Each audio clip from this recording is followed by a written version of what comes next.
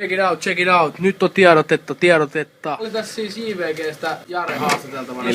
Kesä tulee. Coachi, mihin sä oot menossa kesällä?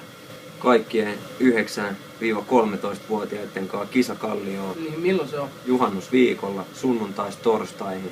Kisakallio, kaikki pikkumonnit meidän kanssa sinne pelailee. Siellä on säbää, futista, frisbee-golfia, kaiken näköistä volttimonttua, saunaa, uintia. Meidän kanssa iltabileet. Ehkä nähdään muita vierailijoita, ammattiurheilijoille, meidän ystäviä. Ehkä nähdään myös McGallis reenaamassa.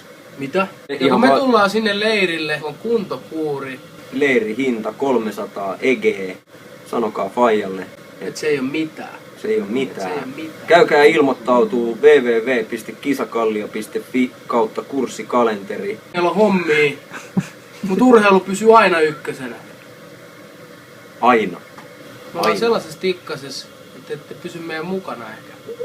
Muistakaa nuoret liikkuu, urheilla ja pitää hauskaa.